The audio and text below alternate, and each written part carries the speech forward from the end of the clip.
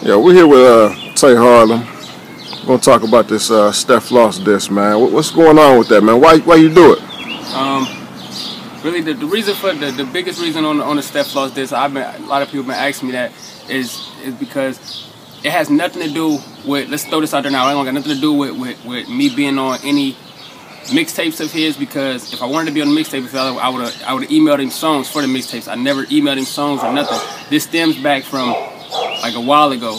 A lot of y'all remember when Black and Yellow first had dropped. DJ Steph Floss, he tweeted something about somebody from Cleveland needs to go ahead and do a Cleveland version to the song. So I actually recorded the song. My song that a lot of people know about, Orange and Brown, was recorded that same night. I sent it to him. I tweeted it to him a lot. No response. Maybe like a week later, an artist and a pretty cool dude, a friend of mine by the name of Young Shank, put out he had a mixtape called Jim Brown, and he put out a song off that mixtape called Brown and Orange. Okay, when that song was put out, that's the song that that Steph Floss was really pushing and stuff like that. When the streets was talking, you know what I'm saying? Everybody, not to down talk nobody or nothing like that, but everybody said my song was more relevant. I had an all around better version to the song than I think Shank did, and I felt some type of way about that, you know what I'm saying? Just because you got a person who you feel like is buzzing in the city, then you got somebody who you don't really too much know, it doesn't matter. I feel like talent is talent, good is good, bad is bad at the end of the day. Didn't y'all do a version of the song together? No. Another friend of mine, DJ Dev, who did my last mixtape, actually took a verse from his song and his hook, took a verse from my song and a verse Lazy Bone did and put it together, but it actually did pretty good on YouTube, like 40,000 something views on YouTube. So, we weren't tripping about that.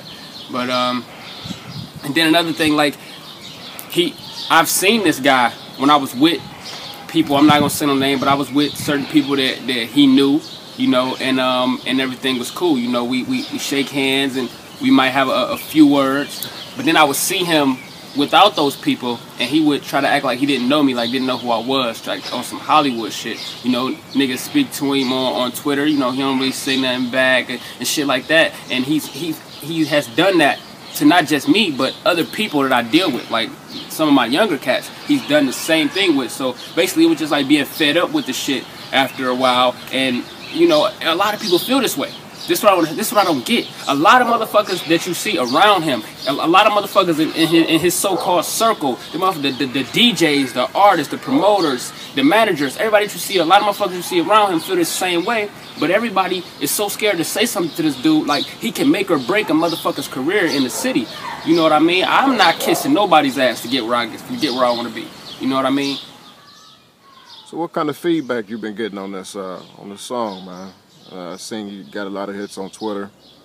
A lot of people had something to say to you, but no people call your phone and stuff. Good and bad, man. What's been going on with the song, after the fact? Surprisingly, I just want to throw this out there. I didn't do the song to get no fame or nothing off this guy's name. I was just stating how I felt.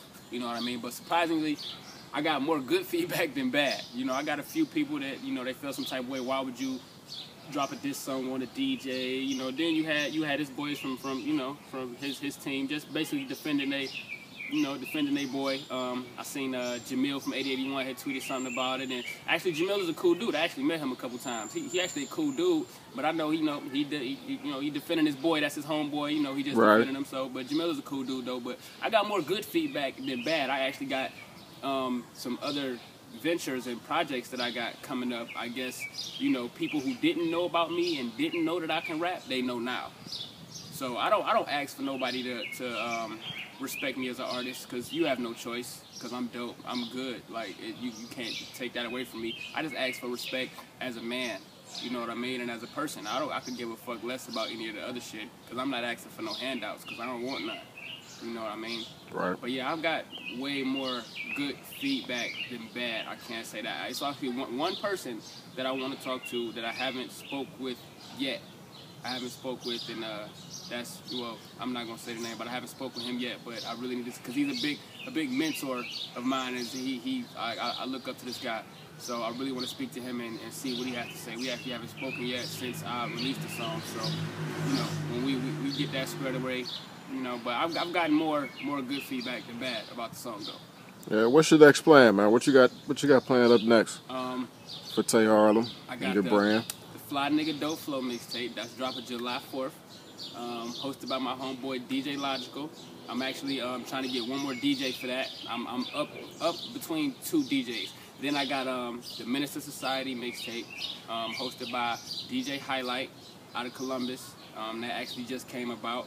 I got that coming September 11th. So those are my next 2 tapes, and then hopefully I could be giving y'all like a little EP or something at the end of the year, somewhere like near November, December, something like that. But I got a lot of music videos coming up. You know, I work with a lot of different artists on the mixtape, so you know. What kind of artists are you working with? Who are you working with right now? Right now, I got stuff with Rip Flames. Me and Doughboy are working on some stuff together.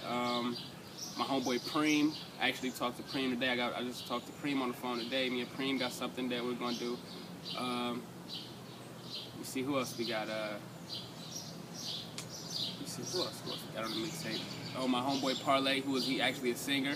My boy McFly Mills is on the mixtape. We got me and Kickflip B is working on some stuff. Me and Bannerman. It's a lot. Like I'm working with a lot of different people out the city. Definitely working with a lot of different people out the city who I fuck with and who still fuck with me despite or whatever my beliefs are.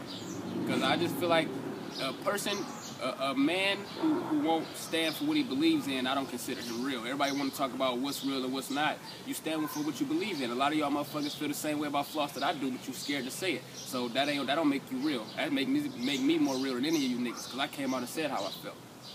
I ain't being fake. Well, I thank you for your kind words, sir. Glad you wanted to get that out in the air, get that out in the open, let people know why you did it and what you were going for. And till next time, homie.